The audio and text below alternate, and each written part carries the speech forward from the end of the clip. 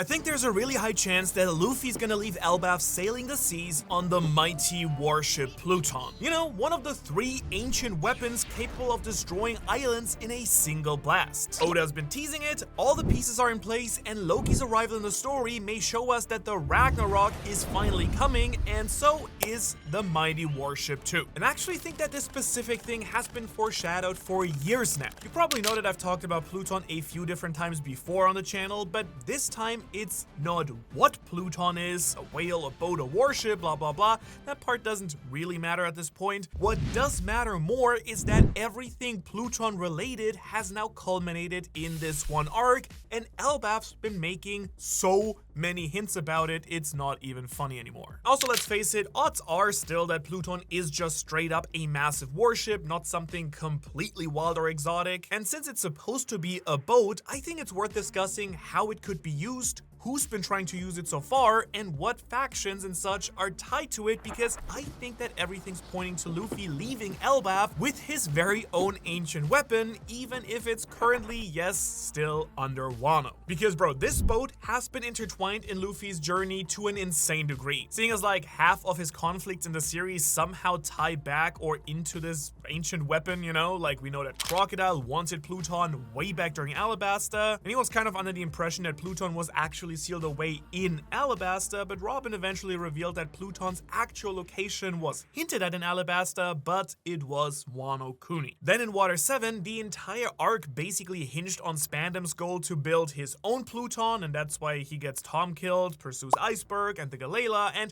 ultimately tries to kidnap Franky. And Pluton being now below Wano is also something I think was a very active motive behind Kaido setting up shop there, and matters escalated once Jack found the ancient ruins beneath the city. Luckily, Luffy was there to clean up the house, and I can't really prove that last one, but considering that he sailed with rocks and seems to have known a really scary good chunk of the ancient history, I really think that that would make a lot of sense. Like, Kaido didn't pick Wano by mistake. Regardless though, that's where the boat currently rests, and I assume that's why Shanks thought that Blackbeard was probably gonna head to Wano after Kaido was defeated too. After all, Blackbeard does seem to be like the kind of guy who would want Pluton, and if I'm Shanks, I would probably be prepped and ready to counter this dude if he tried to move in on Wano after Kaido was defeated to grab what is there. And I guess you could say he could also have been going for the devil fruits there or the poneglyph, but I think the reason I think that Luffy will get Pluton is the same reason that Blackbeard cares about it too. I think it's the fact that Rox the Xebec seems to have been chasing Pluton as well, and that's what kind of truly seals the deal in my brain. Now, why do I say that Rox wanted Pluton? Well, during the Loki, Herald, Rox, God Valley flashback, you know, that we've been getting on Elbaf, a new, or I guess also old faction has now taken center stage, the old Galela giant shipwrights, also known as the Hammer Clan. Now,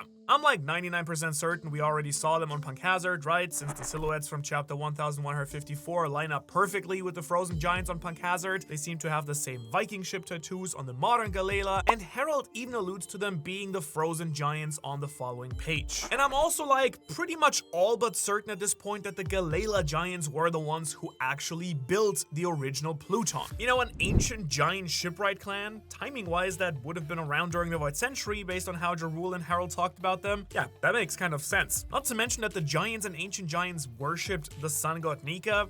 All of this kind of totally lines up with them being the original builders of Pluton, considering that we know it was built on Water 7, and the blueprints for Pluton were in the hands of Iceberg and Franky, kind of handed down through the generations. People also tied to the modern Galela company. You know, not a coincidence. Alright, cool, we've got that covered. Now, why do I think that Rock specifically though was searching for Pluton too? Well, I kind of think that he didn't realize it was under Wano, and he wanted to find those frozen giants, then unfreeze them, and build a whole new Pluton based on what we get from his plan in chapter 1156. I mean, Captain John here mentions that Rox's plan to defeat Emu and take over the Holy Land banks on him finding the Galela giants. And it seems like Rox's plan to defeat Emu and take over Marijoa was fairly simple on paper. He wanted Herald to eat a specific devil fruit on Elbaf, presumably the Nika fruit at this point, and then he needed the Galela giants, in my opinion, for Pluton. He needed a ship capable of destroying entire islands in a single blast, and I would bet that would work wonders on the Red Line and on Marijoa, and maybe even counter the crazy, you know, whether it's Uranus or a sky laser thing that Emu has going on as well. But consider this, the frozen giants wouldn't immediately just listen to Rock, so he would need Harold on his crew as well. Because if Harold ate the Nika fruit, he'd then be the perfect person to convince the band of ancient giants to build Rox's new Pluton. At least that is what Rock seemed to think, I feel. I mean, he specifically responded to Barbel, the catfish fisherman here, saying that he needed the king of Elbaf to do this when Barbel suggested that Galela wouldn't listen to them even if he got a hold of them. Now, clearly, we do know that Rox doesn't win on God Valley, spoiler alert, so that plan kind of fell through, for the moment at least. It also seems like, based on chapter 1156, that Big Mom was never able to locate the Galela, so a few things kind of in general fell through. And I also find it very interesting and suspicious that both Kaido and Big Mom both have ties to Caesar, who had these giants on Punk Hazard, making me think that these Yonko were after the very same thing that their captain was too. Regardless though,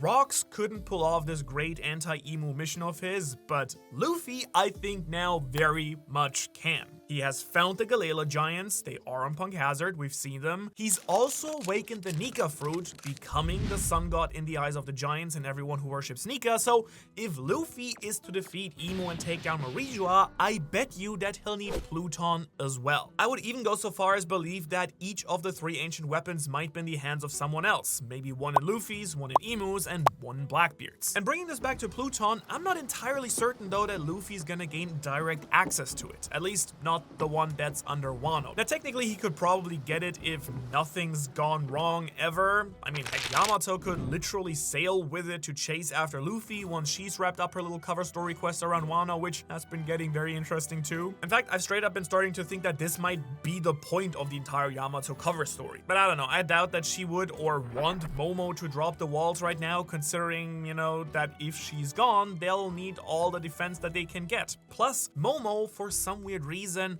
already chose to still leave the walls up for now. It sounds like they're both essential for Wano's defenses while also kind of, you know, keeping Pluton at bay while Momo's mastering his powers. Defense from, I don't know, someone like Blackbeard, huh? I mean, this is where he comes into the fold again because he's clearly going for the very same dream as Rox was. He's the will of Xebec reincarnated of his dad, right? And going after devil fruits and forming a crew in the same way as his father and Katarina Devon and Van Auga revealed Teach's goal was straight up conquering the world, just like his good dear old dad. So with all of that in mind, Teach would then of course also need Pluton under his control, something that Shanks seemed to predict too, as I mentioned earlier, but now with Shanks chasing after the One Piece and with Teach being in the same position and, you know, finally having learned about it from Caribou, he's at a perfect place to finally raid Wano and take Pluton by force. Really, between San Juan Wolf, Kuzan, his Quake fruit, Teach has kind of all the firepower he needs to quite literally tear down the walls of Wano at this point himself. We've already seen him raid portions of Whole Cake Island, Egghead, and Amazon Lily with just parts of his crew, so just imagine what if he brought some of the real heavy hitters at the same time to Wano. Pluton would just straight up go to Blackbeard right away. In fact, the same might happen to Poseidon and Shirahoshi.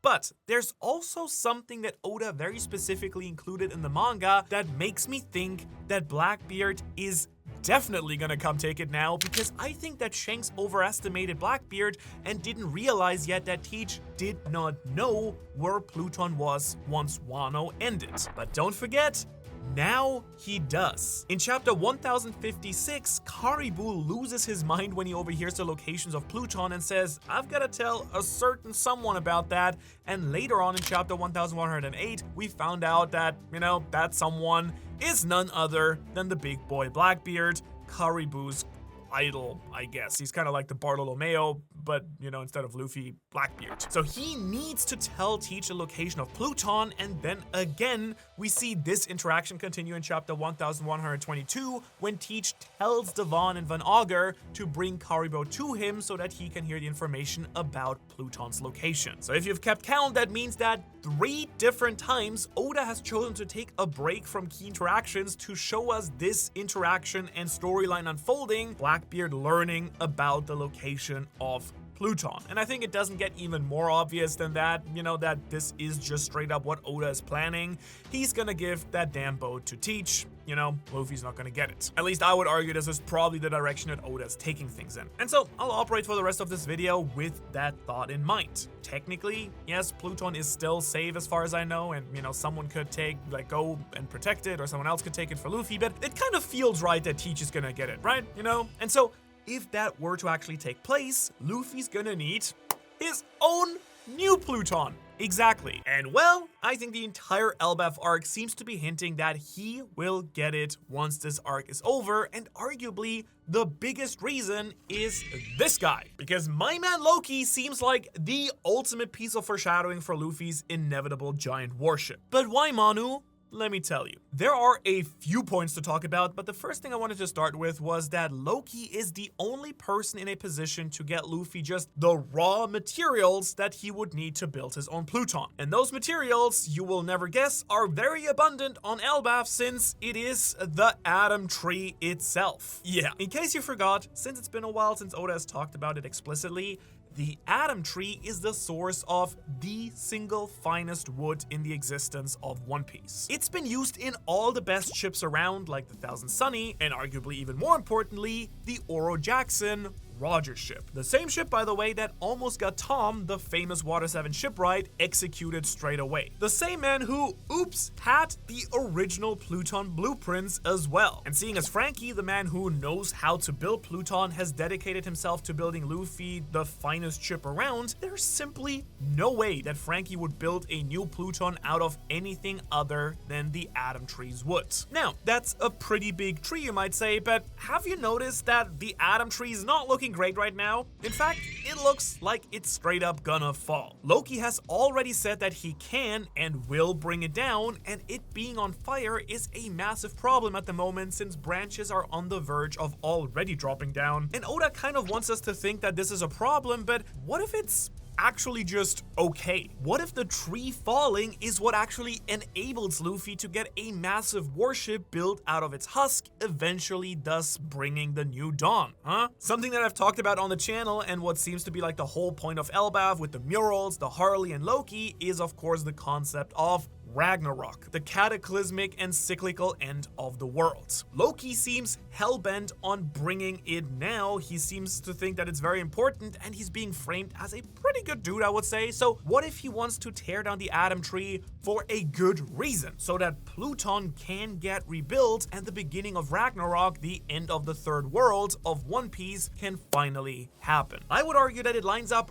really well with a lot of the slightly odd things in this arc as well. Like, why does Loki, out of all people, happen to have a mythical hammer that rains down lightning and has been shown to damage the Atom Tree? Well, that hammer, Ragnir, may have straight up been what might have been used by the Galela to build Pluton in the first place hundreds of years ago. After all, they were explicitly a tribe of hammer-wielding warriors and shipwrights. I don't think it's a simple coincidence that Loki, the guy who can tear down the Atom Tree, who has ancient giant blood, now appears in the same arc that this tribe is mentioned in, and the man that he dreamed of sailing with, Rocks, was looking for them too. I would even say that Oda could probably be a little bit more subtle about this. Like, this one's a little bit too much on the nose almost, even for him. But it also explains why, for some odd reason, Franky has now taken a weirdly big role in this arc. You might not have noticed, but he's been kind of doing his own stuff with Ripley and Lilith, finding ancient research labs, and he was the character, by the way, that Oda chose to showcase the big mural with in chapter 1138. Not Luffy, not Robin, something that seems to feature the ancient weapons and show how they were actually used in the past. So this makes a ton of sense when you really consider that he would be the only person in the world capable of building Pluton, since I'd hope to God that he memorized those blueprints before destroying them or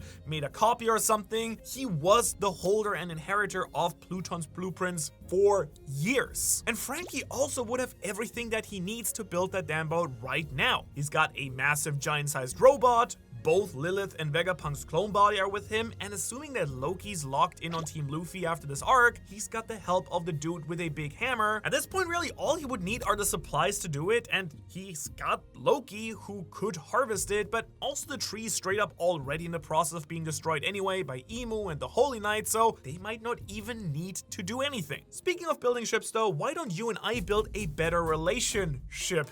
And you can do that by joining the Ohara Patreon. It's pretty fun over there. We've got like cool premium content like exclusive podcasts, videos, art assets from the channel. Please go check it out. You can support the channel, and I think you won't regret taking at least a look. So Luffy has the means to get Pluton, but what is even the point of that in the story, you might ask? Why would Luffy even need an ancient weapon at this point? I've already explained to you that he might need it in order to complete whatever Rox's plan was, but really outside them having very similar vibes, Luffy doesn't know about that plan and doesn't want to destroy the Holy Land in particular, at least not right now. But I do actually think that the answer might be much more simple than that. I think that Luffy's gonna want to after he's done dealing with Emu on Elbaf right now, for several possible reasons. Emu could kidnap Colin, Scopper's son, and Luffy wants to save him. Maybe Emu will kidnap Robin, that's another option, but it might just be as simple as Emu hurt his friends and Domi reversing the giants, and Luffy will want to stop them for that very reason. Then there's also the stuff with Gunko and Brook that still needs to be resolved, and if she is Brook's daughter, fingers crossed, you know that Luffy would quite literally wage war on anyone to get her back for Brook. And quite shamelessly, I must say that if this is what ends up happening, Pluton being a whale would also be narratively perfect. I mean, just put some Atom Tree armor on that whale and let Laboon go crazy. I break all that down in this video right here, which you can watch later if you're interested, but just know that Brook, Laboon, and all this Pluton foreshadowing might just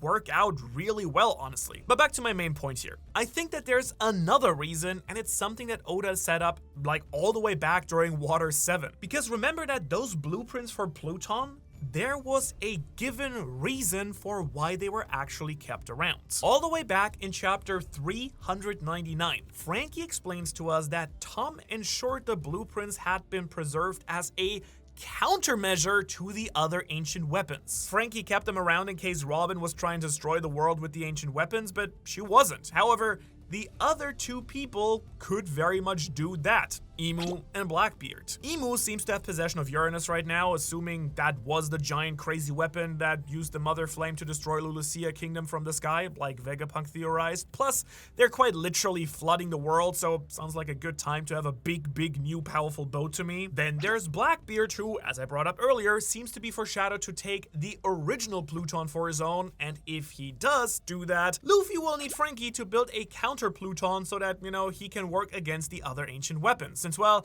I'm honestly not thinking that Shirahoshi has the firepower to defeat Uranus specifically. I do feel like she might be able to use the Sea Kings to destroy Blackbeard's Pluton if the time came, but it just kind of feels narratively set up for Luffy to do it right now since Franky's on his crew, and anyways, we don't know if Shirahoshi will even be able to fight for Luffy or if Blackbeard's also gonna come for her. Regardless, I do think that it'll be necessary for Luffy to have his own Pluton so he can take down Uranus, as Franky seems to imply with his statement about the blueprint's purpose. And if the Sun God alone was capable of just punching through Uranus, I don't think keeping the blueprints around would have been that necessary, but the boat is very much necessary for Luffy since it also helps solve a few major issues that he's clearly gonna have after the Elbaf arc. For starters, if Loki is actually gonna sail with him in any capacity, whether it's as a new crew member or as a Grand Fleet captain or something, how would he ever fit? This man is gigantic, in case you haven't noticed. I mean, as you can clearly tell, he would not properly fit on the Thousand Sunny, but a giant ship made by ancient giant shipwrights, well, that does in fact sound like the perfect boat to put an ancient giant like Loki on. I would think that he'd actually fit very well on that boat, as would a new massive Franky robot, and really anyone else that Luffy might need to fit on the ship as he departs Elbaf, maybe even expanding the crew and like having the entire Grand Fleet on a single ship would be cool. And something else to address at this point is the idea that the Sunny might not make it out of Elbaf alive. Remember, the Going Merry was given this mighty Viking funeral when it was laid to rest, and honestly, considering that we are in the Viking arc right now and the Galela are all the rage at this point, I could totally see the Merry's funeral being a foreshadowing for when the Thousand Sunny's funeral will be too. Because if this ends up happening because of the Holy Knights or Emu, well then Luffy and the crew will just need a new boat at any cost anyways, and and Neo Pluton would be the best option available. And even though I like the Sunny, I would not be mad about that. Luffy's also in desperate need of some true firepower since it could help compensate for the general weaker state of his crew. We've talked about it before on this channel, but half of Luffy's crew is not nearly strong enough at this point. But having a massive, island destroying ship, well, at least breaking into Marijua, obliterating a red line, or just destroying some people on the way would be a lot easier. Plus, as I just said, it enables Loki to join the crew in some form, who would be another key powerhouse player for the main crew or the fleet. Doesn't really matter, it should be the main crew, but that dude packs a punch rivaling the power of a Yonko. In general, Loki just has a really strange fate tied in with all these elements and this ship, and I'm very certain that as we learn more about the Galela, all of the truths will be finally revealed. But what else do we actually know about them? How did they end up becoming such a monumental part suddenly of the story, and what else could this all mean? To find that out, you can check out this video here where I'll break down all of it, including how Loki is literally the key to everything. And with that, thanks for watching, thanks to the Patreons, and I will see you in the next video.